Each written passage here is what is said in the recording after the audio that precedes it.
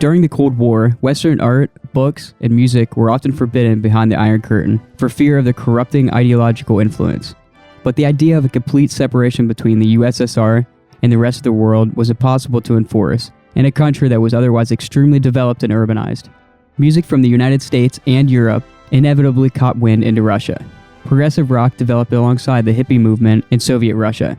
It served as a midpoint for a lot of artists, just straddling the peripheral of the state-approved music, devoid of religious and political overtones, and the psychedelic music that was riddled with these themes. Is that progressive rock? In this episode of It Prog, we'll see how progressive rock was used to weave countercultural and psychedelic cultural themes into a state that was trying desperately to keep these kind of themes away from the general public, so as to better control the population. We're also going to take a look at some of the more interesting progressive acts from this obscure subgenre from behind the Iron Curtain.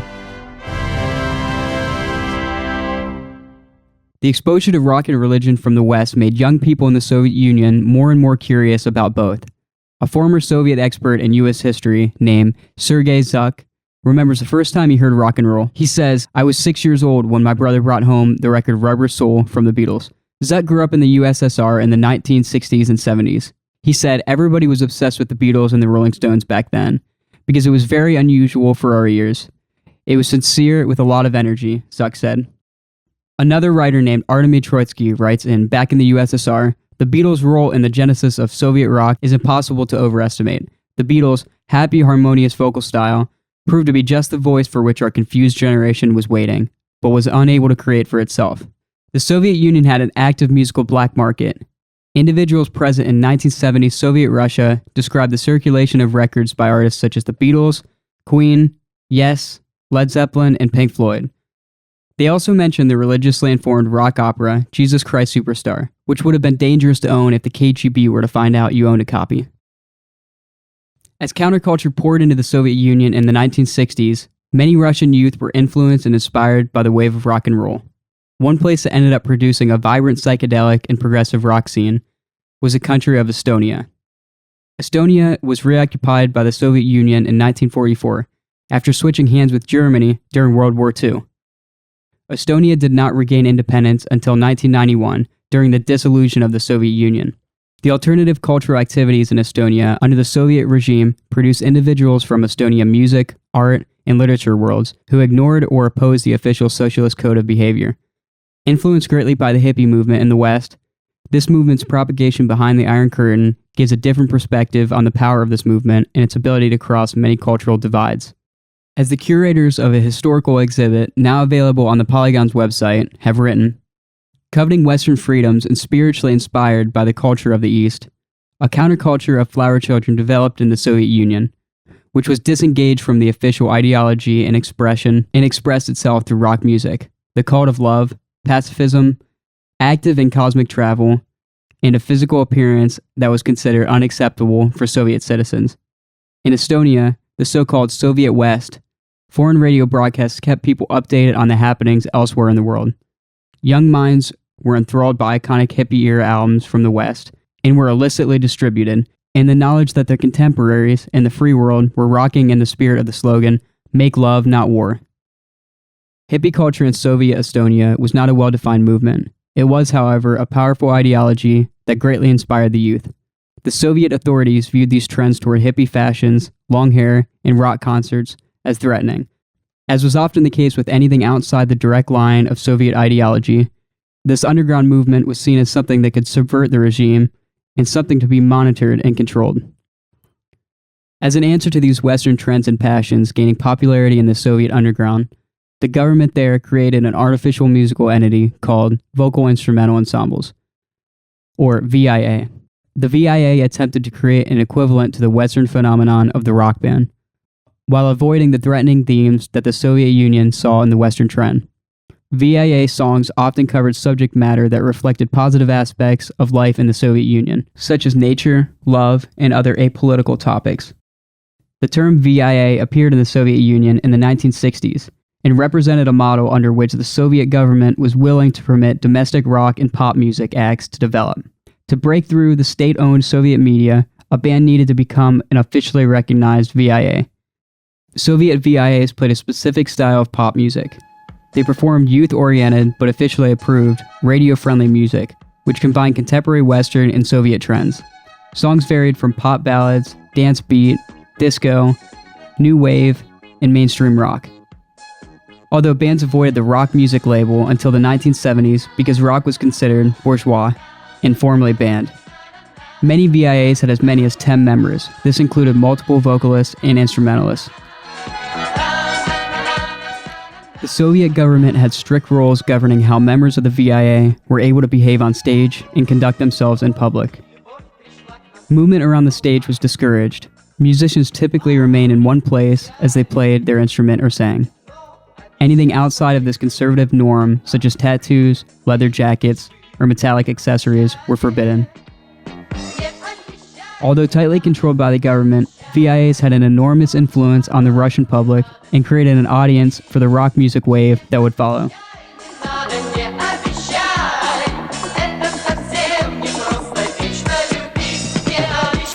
As the hippie movement continued in Estonia and different parts of Russia, the people contributing to it were increasingly ostracized. Many artists, still wanting to express the spiritual and cultural themes that were coming out of the West, turned to different forms of music as to not be disapproved and ostracized by Soviet culture. One such genre was progressive rock. Progressive rock developed alongside the hippie movement in Soviet Russia. It served as a midpoint for a lot of artists, just straddling the peripheral of the state-accepted music, devoid of religious or political overtones, and the psychedelic music that was riddled with these themes. Progressive rock gave artists a way to express these themes in a way that seemed more appropriate. Elements like classical instrumentation, highly structured musical passages, and well-thought-out compositions, similar to those found in Western bands like Yes, Genesis, and Emerson, Lake and Palmer. This gave an impression to the Soviet state that the music was more appropriate for its citizens. An album from Soviet Russia entitled On the Wave of My Memory by David Tukhmanov encompasses most, if not all, of these features. Themes of folklore and fantasy are strong in this release, and are similar to many bands in the Estonia Soviet scene at the time. Complex music and high-level musicianship added legitimacy to the music and allowed it to be potentially appealing in a sufficiently apolitical art form for Soviet culture to assimilate. Tukhmanov's album showcases the possibility of living within the confines of the Soviet Union, simultaneously within and on the edge of state approval. Tukhmanov was largely influenced by Western jazz, and later, beginning in the mid-60s, bands from Europe and America like the Beatles, which became an enormous cultural phenomenon in the Soviet Union. Concept albums like Sgt. Pepper's Lonely Hearts Club Band were extremely influential to Tukhmanov. As British prog bands developing in the late 60s and 70s developed on the ideas of the concept album, Tukhmanov took notice of this, and when he began putting out music in the 1970s, it was a notion of concept album that really piqued Tukhmanov's interest. On the Wave of My Memory is a concept album, both musically and lyrically. The music on the Wave of My Memory contains multiple references to Western bands. Many similarities to the Beatles can be found on this release. The album is unified musically through its medley-style concept similar to Abbey Road, where each song transitions into the next one without a perceptible break. Similarities in musical phrasing and rhythmic groove are called up in paraphrased musical quotations, paying homage to the music from the West that Tukhmanov was inspired by.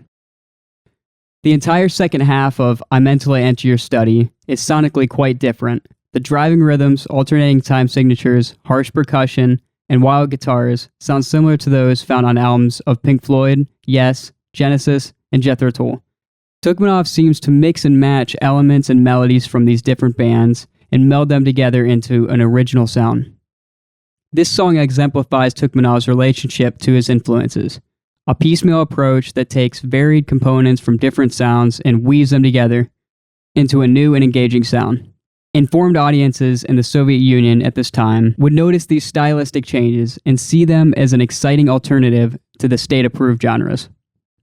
The fact that Tukhmanov's album was published by official channels suggests the layers of bureaucracy he was subjected to acted as more of a sieve rather than an iron curtain. The lyrics from this album form a poetic cycle. They are the core concept of the album, making a unified whole from unrelated texts. The main lyrical themes are easily seen as different from their VIA equivalents.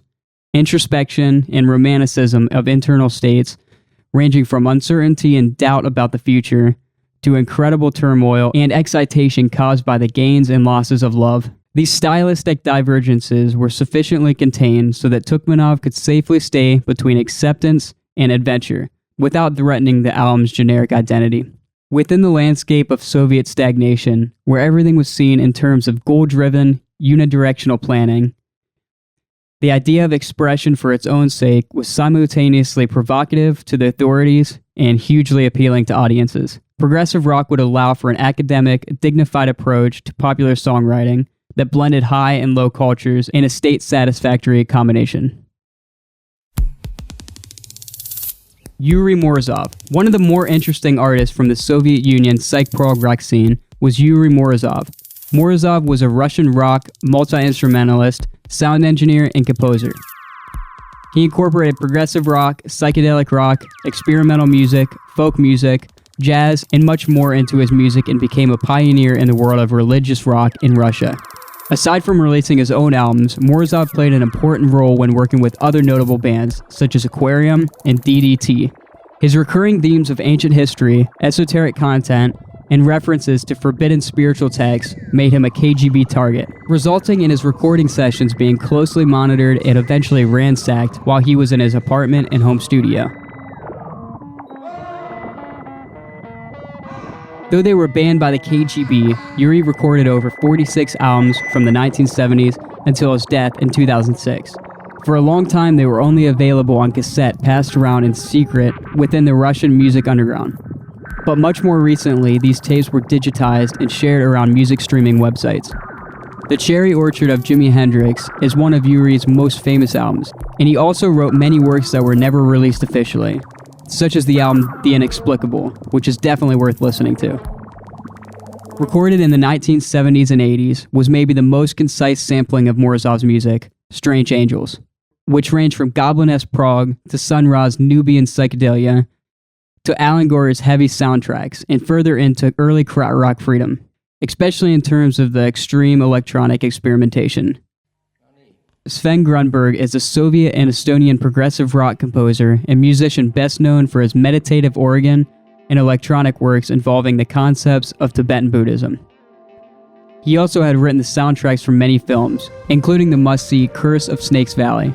He was a member of the band Ornament, and then the leader, vocalist, and synth player of progressive rock band Mess, which Grunberg founded in January 1974, with Haro Harm, who constructed special synthesizers for the group. The band existed only 3 years, from 1974 to 1976. Despite these years of activity and many live performances, Mess did not release a single studio album because of the contradictions of their musical style with the Soviet ideology.